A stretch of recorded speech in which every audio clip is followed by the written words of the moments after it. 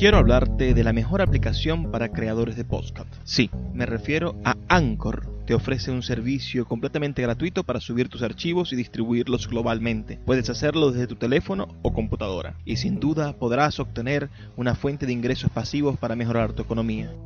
Descarga la aplicación gratuita Anchor o ve a anchor.fm para comenzar.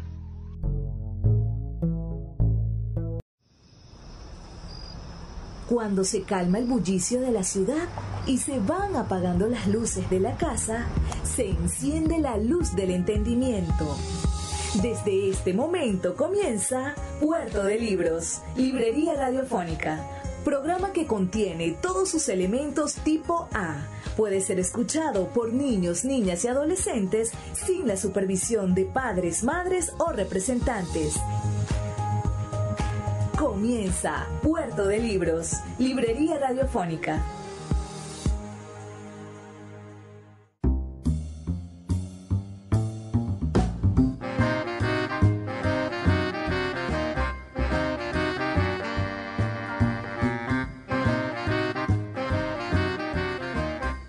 Muy buenas noches, bienvenidos a su programa Puerto de Libros, librería radiofónica. Les habla Luis Peroso Cervantes, quien siempre de lunes a viernes de 9 a 10 de la noche les trae su espacio, Puerto de Libros, librería radiofónica. Un puerto franco para zarpar al océano de la imaginación, al mar del conocimiento, a esos ríos turbulentos de los saberes, a cada una de esas venas de agua, de esas madres de agua, como diría nuestro maestro, el narrador José Quintero Wayne.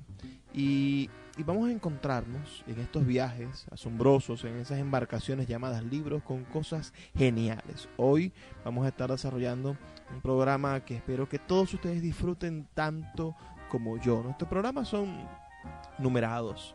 Nuestros programas vienen desarrollándose como si fuesen las páginas de un libro, del profundo libro de la vida que implica nuestro puerto de libros. Ustedes deben acercarse a nuestras redes sociales para descubrir mucho más del trabajo que venimos haciendo aquí en Puerto de Libros, librería radiofónica. Pueden visitar nuestra página web, porque es radio.puertodelibros.com.be. El día de hoy estamos desarrollando nuestro programa número 56. 56 programas hemos venido desarrollando aquí por la 88.1 Radio Fe y Alegría de Maracaibo. El día de hoy vamos a estar dedicando nuestro programa al gran Juan Rulfo, ese excelente escritor mexicano, especialmente porque vamos a escuchar en los dos siguientes segmentos de nuestro programa, vamos a estar escuchando la voz del propio Juan Rulfo leyéndonos uno de sus mejores, más absolutos y hermosos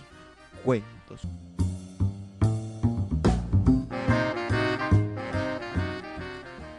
Como les comentaba anteriormente, el día de hoy vamos a estar desarrollando un programa dedicado al gran escritor mexicano Juan Rulfo, nacido el 16 de mayo del año 1917 en Acapulco, según testimonios del escritor, en una localidad próxima a San Gabriel, pero es registrado en la ciudad de Sayula, en Jalisco. Es reconocido mundialmente por la publicación de solamente 2 libros: El Llano en Llamas, su libro de relatos, y Pedro Páramo, su maravillosa novela. Este es un autor muy interesante. Mira, vamos a hacer un pequeño recorrido por su vida. Tenemos en la mano una biografía de Juan Rulfo llamada Juan Rulfo, Las Mañas del Zorro, escrita por Reina Roffé y publicada en la bellísima editorial Espasa en su colección de biografías. Vamos a hacer un pequeño recorrido rampante por encima de la biografía de Rulfo. En el año 1932 Rulfo intenta ingresar a la Universidad de Guadalajara. No lo consigue por encontrarse en la universidad en huelga. Opta por proseguir sus estudios en el seminario conciliar Señor San José. En 1935 se traslada a la capital y vive al cuidado de su tío David Pérez Rulfo, militar del Estado Mayor. En el 36 intenta en vano estudiar Derecho y Filosofía y Letras en la Universidad Nacional Autónoma de México, pero debe conformarse con acudir de oyente a algunas clases. Empieza a trabajar en la Secretaría de la gobernación. En el 38 comienza a escribir la novela El hijo del desaliento, que luego destruye. En 1941 se establece de nuevo en Guadalajara y trabaja en la oficina de migración. En 1945 publica por primera vez 3 cuentos en diferentes revistas. La vida no es muy seria en sus cosas, en la revista América, número 40. Nos han dado la tierra, en la revista Pan de Guadalajara, el número 2. Y Macario, en la revista Pan, Guadalajara, número 6. En 1946 publica nuevamente el cuento Macario en la revista América. En 1947 se establece en la capital para trabajar en compañía de Gottfried Euskadi. La revista América, en su número 54, correspondiente al mes de agosto, publica Es que somos muy pobres. En 1948 el cuento La Cuesta de las Comadres se emite por la emisora de radio XEX en el mes de enero y se publica el 29 de febrero en la revista América en su número 55. El 24 de abril de ese mismo año, en 1948, Juan Rulfo y Clara Aparicio Reyes contraen matrimonio. Tendrán 4 hijos: Claudia, Juan Francisco, Juan Pablo y Juan Carlos. El escritor comienza a viajar como vendedor de Gottfried Euskadi a finales de año. En el año 1949 se produce su acercamiento a la revista Mapa y mantiene su colaboración con la revista América. En el número 59, en el mes de febrero, publica 11 fotografías. En 1950 publica en la revista América los cuentos Talpa y El Llano en Llamas. Algunas de sus fotografías se publican en la guía ilustrada Caminos de México y anuncia en una carta fechada en noviembre la preparación de un artículo con fotografías propias sobre el castillo de Teayo. En 1951 publica en la revista América el cuento Diles que no me maten. Un magnífico cuento, realmente, se los recomiendo a todos.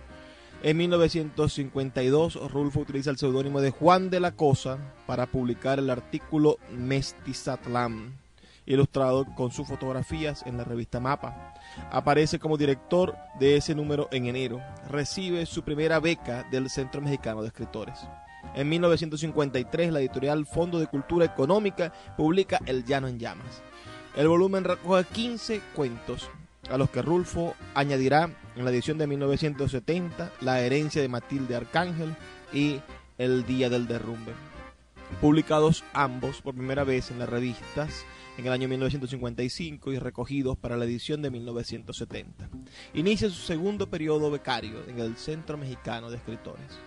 En 1954, varios fragmentos de su novela inédita se publican en 3 revistas con algunos títulos que Rulfo barajó para la que habría de llamarse definitivamente Pedro Páramo.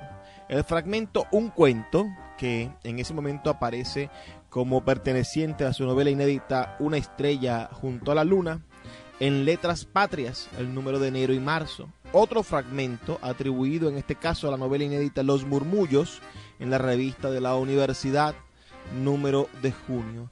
Y su último fragmento, El Dintel, número de septiembre. Es trasladado al departamento de publicidad de la empresa Gottfried Euskadi. En 1955, la editorial Fondo de Cultura Económica publica Pedro Páramo.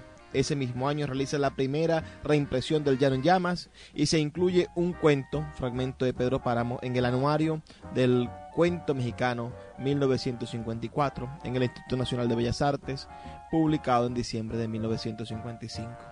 La revista México en la Cultura publica El día del derrumbe, mientras que La herencia de Matilde Arcángel es incluido en la revista Cuadernos Médicos y en la revista Metáfora. Se estrena el cortometraje Talpa, dirigido por Alfonso B. Crevena, sobre el cuento homónimo del escritor. Bueno, así va continuando la vida de Rulfo, ¿no? En el año 1957 gana la primera edición del premio Javier Villaurrutia por su novela Pedro Páramo.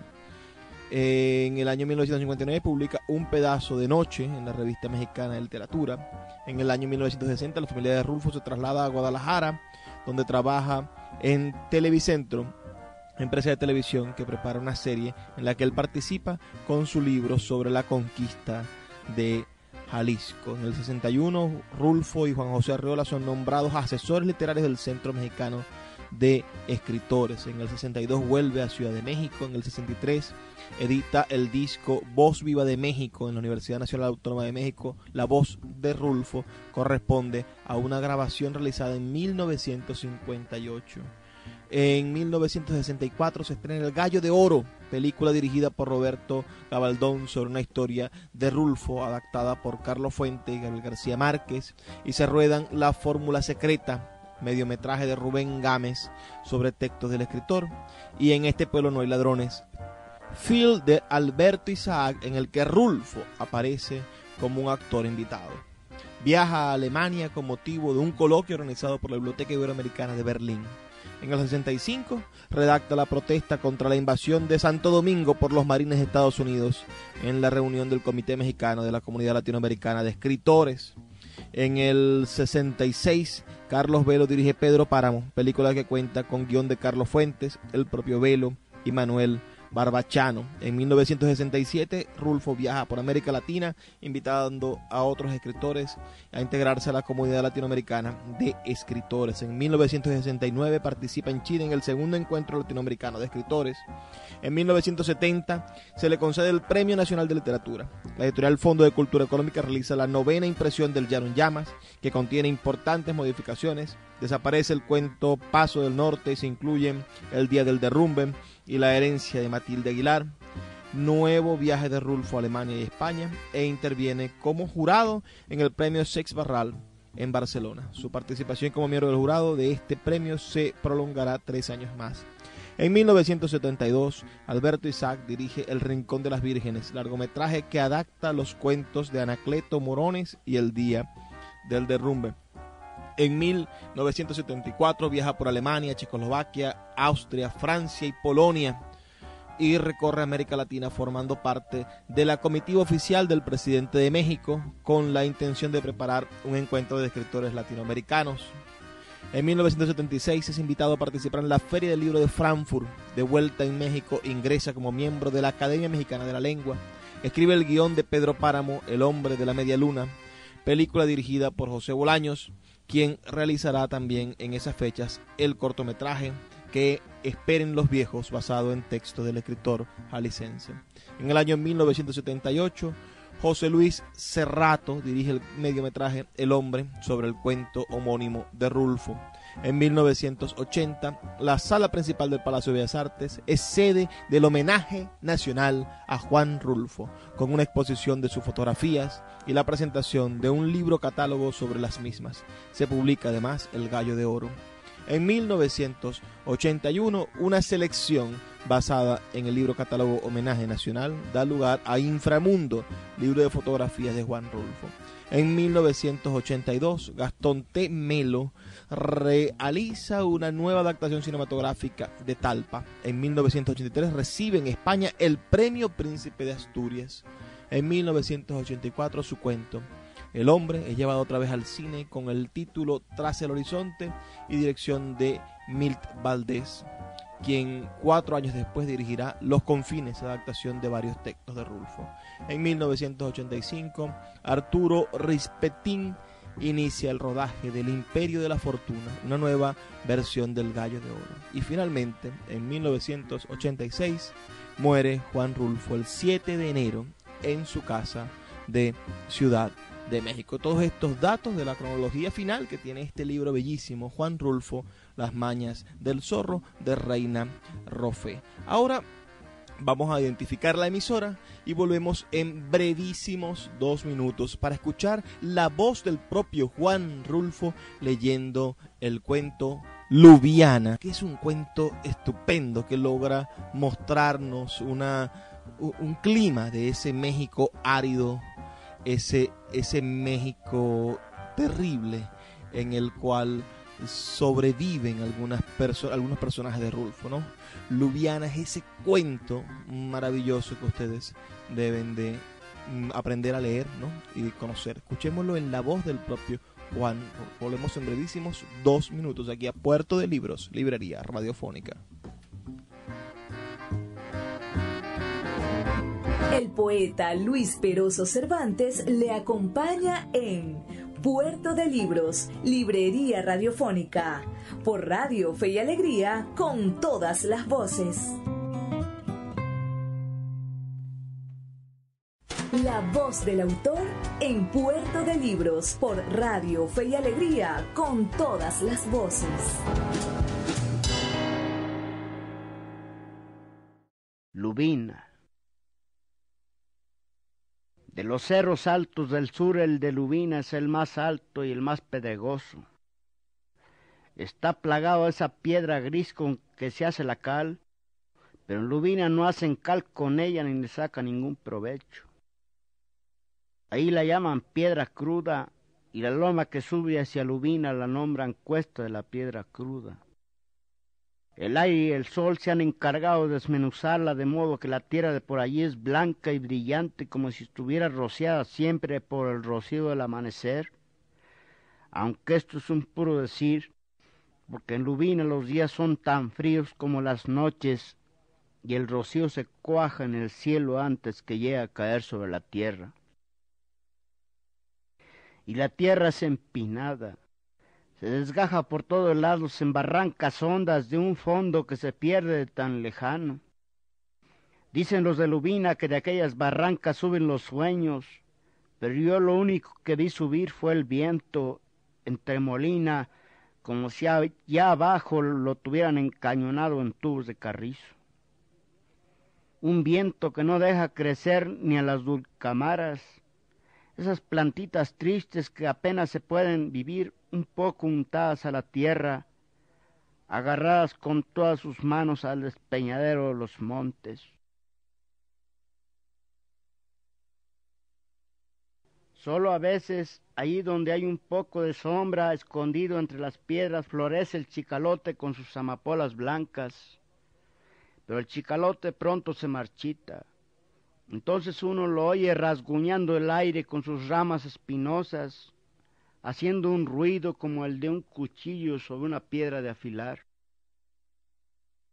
Ya mirará usted ese viento que sopla sobre Lubina. Es pardo. Dicen que porque arrastra arena de volcán, pero lo cierto es que es un aire negro. Ya lo verá usted. Se planta en Lubina prendiéndose de las cosas como si las mordiera. Y sobran días en que se lleva el techo de las casas como si llevara un sombrero de petate, dejando los paredones lisos, descobijados. Luego rasca como si tuviera uñas.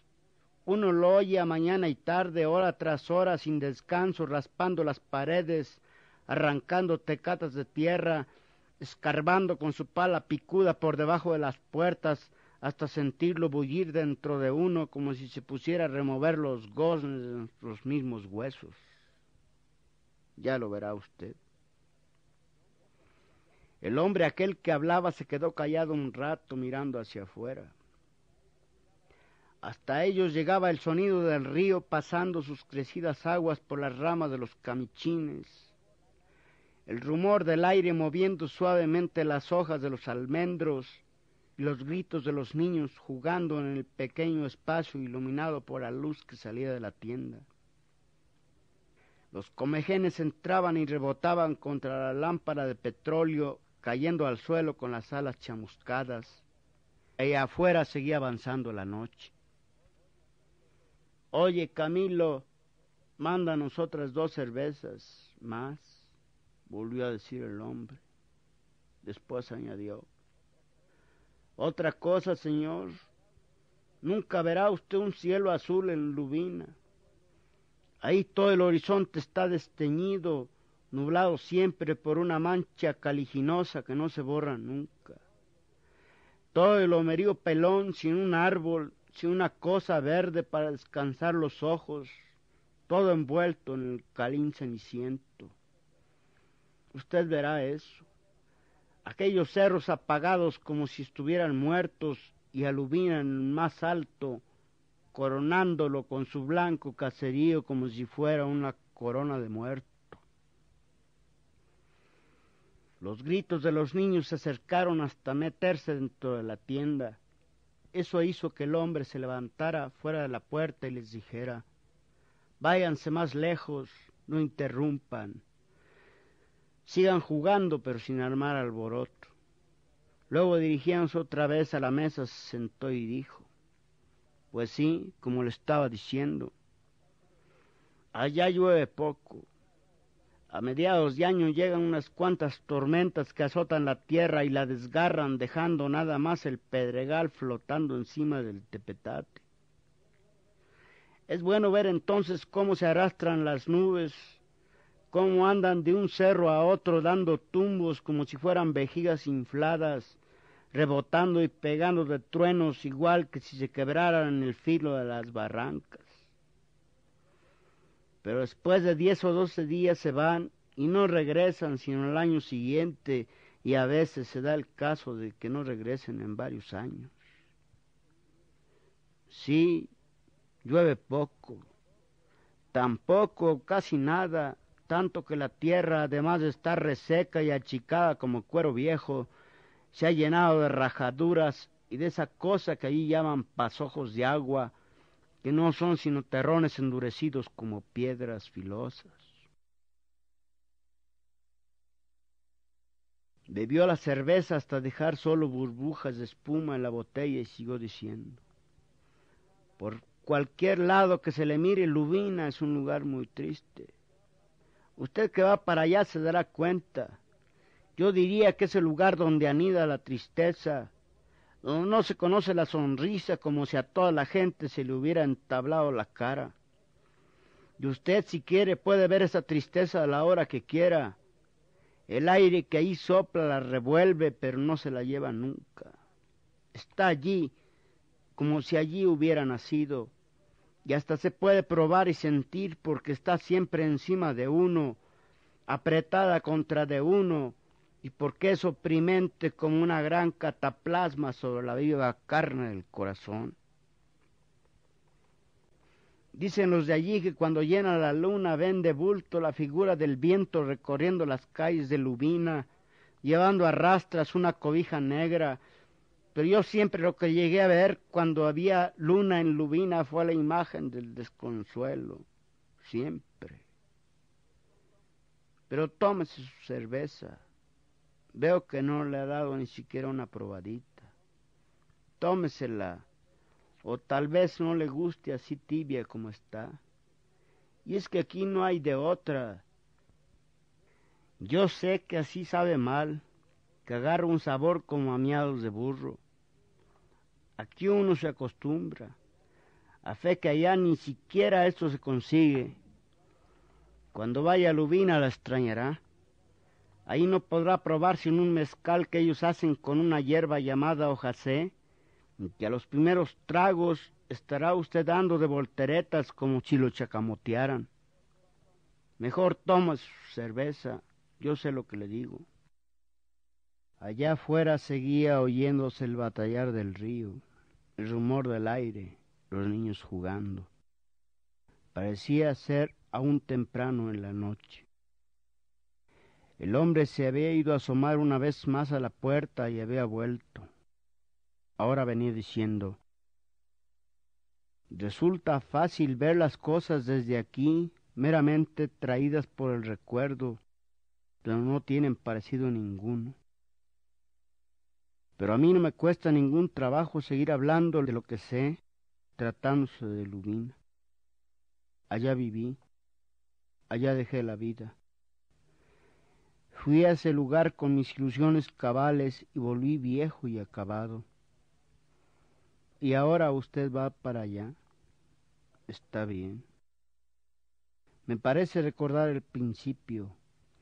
Me pongo en su lugar y pienso, mire usted, cuando yo llegué por primera vez a Lubina, pero me permite antes que me tome su cerveza. Veo que usted no le hace caso, y ahí me sirve de mucho, me alivia. Siento como si me enjuagaran la cabeza con aceite alcanforado. Bueno, le contaba que cuando yo llegué por primera vez a Lubina, el arriero que nos llevó no quiso dejar ni siquiera que descansaran las bestias. En cuanto nos puso en el suelo se dio media vuelta. Yo me vuelvo, nos dijo. Espera, ¿no vas a dejar sestear tus animales? Están muy aporreados. Aquí se fregarían más, nos dijo. Mejor me vuelvo. Y se fue, dejándose caer por la cuesta de la piedra cruda, espoleando sus caballos como si se alejara de algún lugar endemoniado. Nosotros, mi mujer y mis hijos, nos quedamos allí, parados en mitad de la plaza con todos nuestros ajuares en los brazos, en medio de aquel lugar donde solo se oía el viento. Una plaza sola, sin una sola hierba para detener el aire. Ahí nos quedamos. Entonces yo le pregunté a mi mujer, ¿en qué país estamos, Agripina? Y ella se alzó de hombros. Bueno, si no te importa, ve a buscar dónde comer y dónde pasar la noche. Aquí te aguardamos, le dije. Ella agarró al más pequeño de sus hijos y se fue, pero no regresó. Al atardecer, cuando el sol alumbraba solo las puntas de los cerros, fuimos a buscarla. Anduvimos por los callejones de Lubina, hasta que la encontramos metida en la iglesia, sentada mero en medio de aquella iglesia solitaria, con el niño dormido entre sus piernas. ¿Qué haces aquí, Agripina? Entré a rezar, nos dijo. ¿Para qué?, le pregunté yo. Y ella se alzó de hombros. Allí no había a quien rezarle. Era un jacalón vacío, sin puertas, nada más con unos socavones abiertos y un techo resquebrajado por donde se colaba el aire como por un sedazo. ¿Dónde está la fonda? No hay ninguna fonda. ¿Y el mesón? No hay ningún mesón. ¿Viste a alguien? ¿Vive alguien aquí?, le pregunté. Sí, allí enfrente, unas mujeres. Las sigo viendo. Mira, allí tras las rendijas de esa puerta veo brillar los ojos que nos miran. Han estado asomándose para acá. Míralas. Veo las bolas brillantes de sus ojos. Pero no tienen que darnos de comer. Me dijeron sin sacar la cabeza que en este pueblo no había de comer. Entonces entré aquí a rezar, a pedirle a Dios por nosotros. ¿Por qué no regresaste allá? Te estuvimos esperando. Entré aquí a rezar, no he terminado todavía. El poeta Luis Peroso Cervantes le acompaña en Puerto de Libros, Librería Radiofónica, por Radio Fe y Alegría, con todas las voces.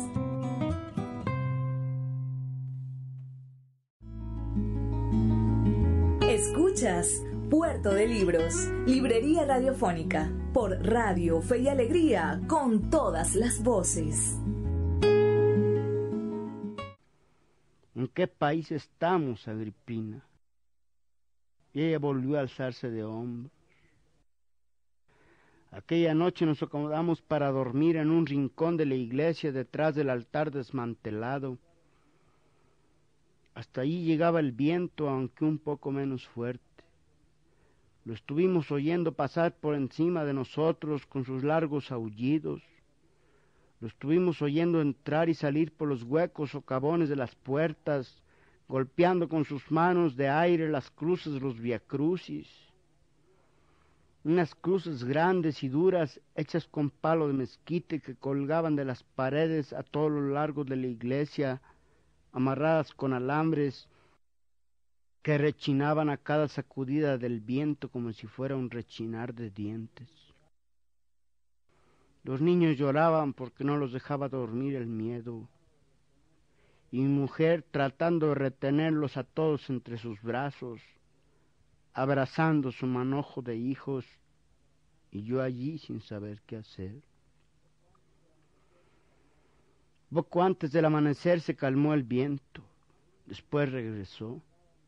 Pero hubo un momento en esa madrugada en que todo se quedó tranquilo, como si el cielo se hubiera juntado con la tierra, aplastando los ruidos con su peso.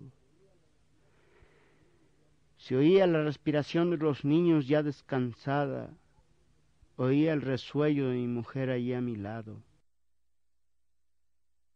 ¿Qué es?, me dijo. ¿Qué es qué?, le pregunté. Eso, el ruido ese. Es el silencio. Duérmete, descansa aunque sea un poquito, que ya va a amanecer. Pero al rato oí yo también. Era como un aletear de murciélagos en la oscuridad muy cerca de nosotros, de murciélagos de grandes alas que rozaban el suelo. Me levanté y se oyó el aletear más fuerte, como si la parvada de murciélagos se hubiera espantado y volara hacia los agujeros de las puertas. Entonces caminé de puntitas hacia allá, sintiendo delante de mí aquel murmullo sordo. Me detuve en la puerta y las vi. Vi a todas las mujeres de Lubina con su cántaro al hombro, con el rebozo colgado de su cabeza y sus figuras negras sobre el negro fondo de la noche. ¿Qué quieren?, les pregunté. ¿Qué buscan a estas horas? Una de ellas respondió: vamos por agua. Las vi paradas frente a mí mirándome, luego como si fueran sombras se echaron a caminar calle abajo con sus negros cántaros. No se me olvidará jamás esa primera noche que pasé en Lubina. ¿No cree usted que esto se merece otro trago? Aunque sea nomás para que se me quite el mal sabor del recuerdo. Me parece que usted me preguntó cuántos años estuve en Lubina, ¿verdad? La verdad es que no lo sé. Perdí la noción del tiempo desde que las fiebres me lo enrevesaron, pero debió haber sido una eternidad. Y es que allí el tiempo es muy largo. Nadie lleva la cuenta de las horas, ni a nadie le preocupa cómo van amontonándose los años. Los días comienzan y se acaban, luego viene la noche. Solamente el día y la noche hasta el día de la muerte, que para ellos es una esperanza. Usted debe pensar que le estoy dando vueltas a una misma idea. Y así es, sí, señor. Estar sentado en el umbral de la puerta mirando la salida y la puesta del sol, subiendo y bajando la cabeza hasta que acaban aflojándose los resortes, y entonces todo se queda quieto, sin tiempo, como si viviera siempre en la eternidad.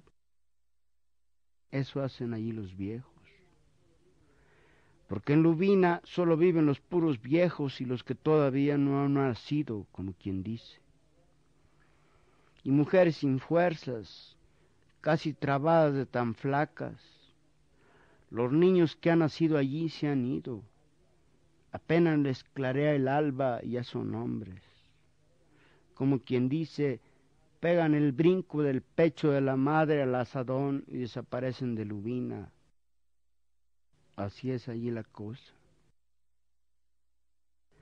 Solo quedan los puros viejos y las mujeres solas, o con un marido que anda donde solo Dios sabe dónde.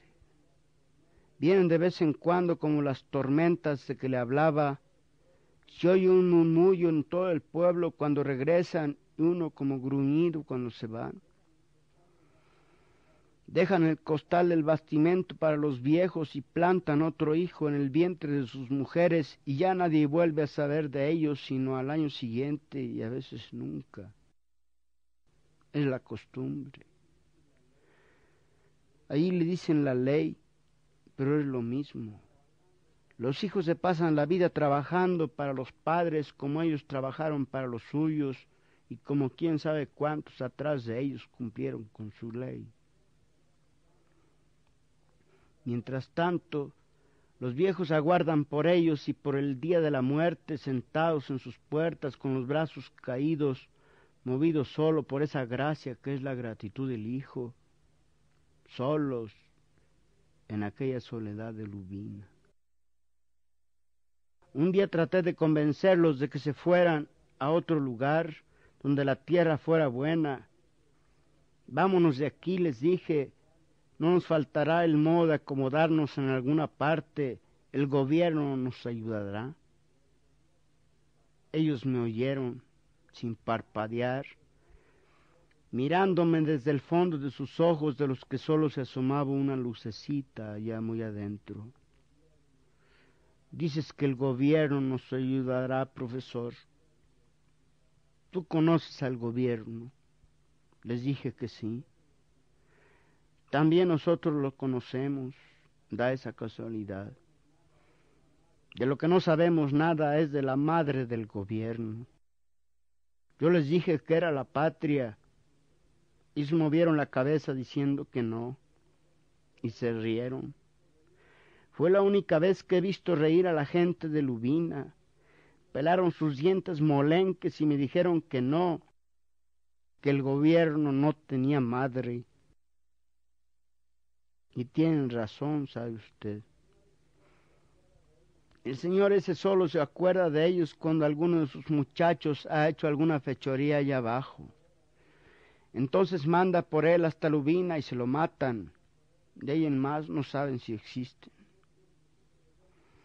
Tú nos quieres decir que dejemos Lubina porque según tú ya estuvo bueno de aguantar hambre sin necesidad, me dijeron.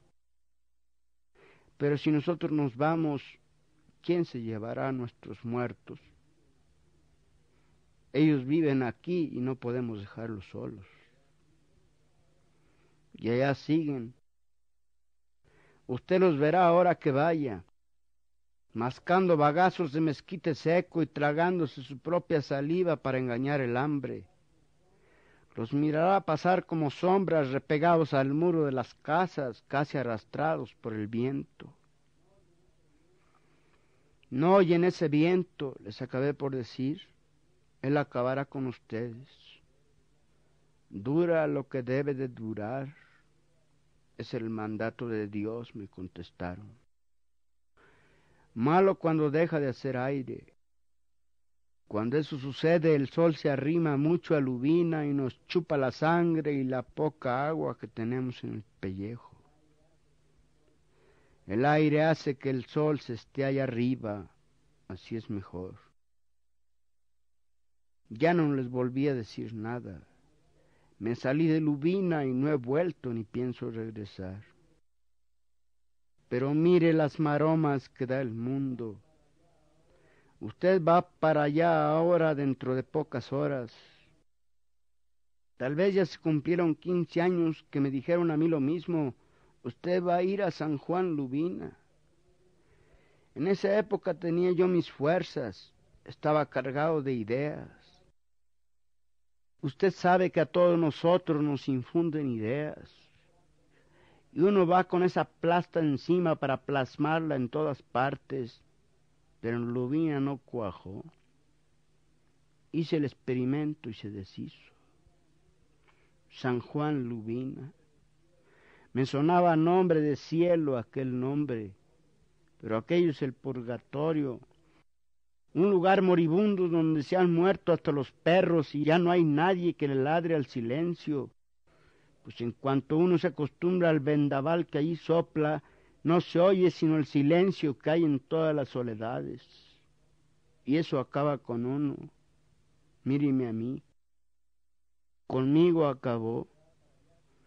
Usted que va para allá comprenderá pronto lo que le digo. ¿Qué opina usted si le pedimos a este señor que nos matice unos mezcalitos? Con la cerveza se levanta uno a cada rato y eso interrumpe mucho la plática. Oye, Camilo, mándanos ahora unos mezcales. Pues sí, como lo estaba yo diciendo. Pero no dijo nada. Se quedó mirando un punto fijo sobre la mesa donde los comejenes ya sin sus alas rondaban como gusanitos desnudos. Afuera seguía oyéndose cómo avanzaba la noche, el chapaleo del río contra los troncos de los camichines, el griterío ya muy lejano de los niños. Por el pequeño cielo de la puerta se asomaban las estrellas. El hombre que miraba a los comejenes se recostó sobre la mesa y se quedó dormido.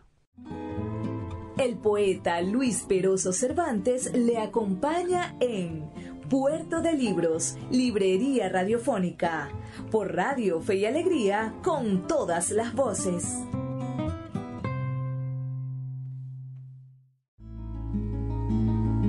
Escuchas Puerto de Libros, Librería Radiofónica, por Radio Fe y Alegría, con todas las voces. Bueno, escuchamos esa voz increíble, ¿no? Ese México impregnado en la voz del maestro Juan Rulfo. Espero que hayan disfrutado y bueno, se hayan sentido de alguna manera en ese pueblo que es un espanto de pueblo, pero que representa la falta de esperanza de esos hombres que son condenados a vivir en situaciones calamitosas, la extremísima pobreza de principios del siglo pasado, allí fielmente representada por alguien que la vivió, ¿no? Voy a continuar con ustedes, ¿no? Leyendo ahora unos fragmentos de esta biografía deliciosa, Juan Rulfo, Las mañas del zorro, de Reina Arrofe. Voy a hacerlo rápidamente porque quedan apenas unos minutos de nuestro programa. Espero que ustedes puedan disfrutar tanto como yo esta buena biografía, porque quisiera poder yo leerla completa, pero no hay tiempo, ¿no? Aquí hay un fragmentico del último capítulo de la biografía que se llama El mito de Sísifo. A su muerte volvieron a reforzarse algunos interrogantes. ¿Por qué Rulfo dejó que se lo acosaran con preguntas sobre su próximo libro si no pensaba escribir o publicar nada más? Si tanto disgusto le ocasionaba la persecución de los periodistas, de los críticos y de los lectores, ¿por qué no abandonó el papel de escritor que mantuvo durante 30 años como una máscara incómoda y sangrante? Si una persona escribe 2 libros buenos y sobrevive a su publicación durante 3 largas décadas, ¿sigue siendo escritor aun cuando ya no se dedica a escribir? Era evidente que existía en Rulfo una pelea interna entre el impulso de continuar creando, deseo latente y poderoso que querría manifestarse en la palabra escrita, y las oscuras inhibiciones, censuras o imposibilidades que parecían ahogar ese impulso, frustrarlo una y otra vez. ¿Tenía conciencia de esa lucha que le impedía alcanzar la serenidad anhelada? Resulta obvio que sí, pues lo que más quería en la vida era tranquilidad, algo por lo visto fuera de su control. Tenía miedo a fracasar con un nuevo libro que no estuviera a la altura de los otros, o pánico a redoblar y vivificar un éxito para el que no parecía estar preparado. En esa batalla, más que los conflictos que pudieran acarrearle el éxito, posiblemente ganara su enorme miedo al fracaso. Todo artista que se precie de serlo, por más seguro y vital que parezca, siente ante una nueva propuesta la comezón insoportable de volver a exponerse a una crítica quizás despiadada. Siempre lo es para el ego del artista. O peor aún, miedo a decepcionar a sus lectores o a ese círculo intelectual cercano que lo ha reconocido y elogiado y que espera, se podría decir, exige superlativos resultados de una nueva y diferente obra. Se trata de un desafío que reclama un acto de fe en sí mismo de gran proporción y conlleva una enorme responsabilidad. ¿Acaso no es más sencillo desoír el reto, dejar de hacerlo, abandonar la escritura, aliviarse de la tensión que produce afrontar el fracaso o una recepción tibia y condescendiente de la obra, sobre todo después de haber logrado inopinadamente el éxito? Pero también cabe la otra posibilidad, el hecho de tener conciencia de la mortificadora traba que coarta el desenvolvimiento pleno de las actitudes creativas. No impide la gravitación de un deseo soterrado que proporciona una forma extraña de placer. A veces, el fracaso de la voluntad se constituye en el triunfo, sin gloria, de una zona desconocida que paradójicamente se complace en fustigar nuestro yo. En ese sentido, nos inclinamos a pensar que no fue el fracaso lo que desencadenó en Rulfo su temor más fuerte, sino más bien su contrario, el miedo al éxito. Si nos reafirmamos en esta conjetura, tampoco faltarían argumentos que la ilustraran y sostuvieran con sobrados fundamentos. Una de las marcas más probatorias que infringe el autocastigo es la del miedo al éxito. Los logros, aun los obtenidos en buena ley, pueden suscitar sentimientos de culpa. Tal vez el reconocimiento inesperado que le llegó a Rulfo, sobre todo desde el exterior, creciente a través de los años, solo por 2 obras que dieron mucho de sí, haya creado en él una tremenda inquietud. Era en verdad merecedor del éxito obtenido. ¿Quién no se ha visto a sí mismo alguna vez en instantes de extrema presión o de autoestima precaria como un impostor? Esto que me llegó, se oye decir en retahíla, es demasiado grande para lo que he dado. Y lo que he dado es obra de muchas cosas y proviene de los aportes de otros más que de mi exclusivo talento. Hay personas a quienes les resulta intolerable seguir lo que han deseado y pugnan por ser artífices de su propio desmoronamiento. Algo de sí misma no les gusta y les reprueba a ellos y a sus pautas culturales. El ser incapaz de perdonarse, una ambición desmesurada de éxito o el deseo poderoso de triunfar sobre otro muy cercano o que funciona como figura tutelar, lo cual podría ser objeto de rechazo por parte de los cánones de la moral, la religión o la ética, pueden ser factores que causen una fuerte neurosis. La angustia emocional pasa factura. Su coste para el escritor es la hoja en blanco, el fracaso ante el éxito. El crítico uruguayo Jorge Ruffinelli, en sus testimonios sobre el autor jalisciense, comentaba que Rulfo era un escritor privado, secreto en sus inicios. Escribía relatos y si no le gustaban, los arrojaba a la papelera. Luego Efrén Hernández los rescataba y le decía: estos son extraordinarios. Para un escritor nada ansioso por hacerse leer, la fama, señala Ruffinelli, le llegó como una tonelada de piedra sobre la cabeza. Rulfo se movía mal en la vida cultural, que era un motivo de la perturbación constante que sentía. De tal modo que la fama funcionó en él en muchos momentos como si tratara de un castigo ejemplar. A Sísifo se le impuso cargar una piedra gigantesca que debía subir a la cima de una colina para dejar caer por la otra ladera. Tarea harto infructuosa, porque cuando estaba a punto de llegar a la cima, el peso tremendo de la piedra lo obligaba a retroceder. Rulfo cargó con su fama como si fuera esta piedra de Sísifo, de la que tampoco pudo desentenderse, ni aún dejando de publicar. Y lo extraño, en su caso, fue que el hecho de haber abandonado la escritura constituyera, en alguna medida, uno de los factores que aportó ese otro matiz peculiar en él, para que su fama fuera en aumento en vez de disminuir. Fama que tal vez colaboró en la fractura de su etos individual, en ese desentendimiento entre el mundo y su realidad interior que expresaba en sus declaraciones y lo perfilaba como un hombre taciturno, hostigado por una carga imposible de sobrellevar. Se estableció así un círculo vicioso bajo el signo de una agresión permanente.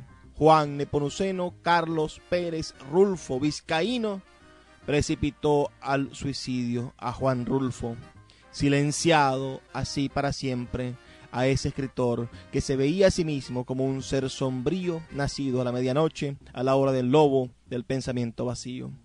Expulsado el escritor, quedó el hombre a quien la fama venía a recordarle a cada rato como un insecto zumbón y molesto, que una vez había sido también aquel jalisciense que escribió 2 obras magníficas. Probablemente al verse envuelto en la angustiosa trama hubiera bregado por ser lo que había sido en un principio, Juan Pérez.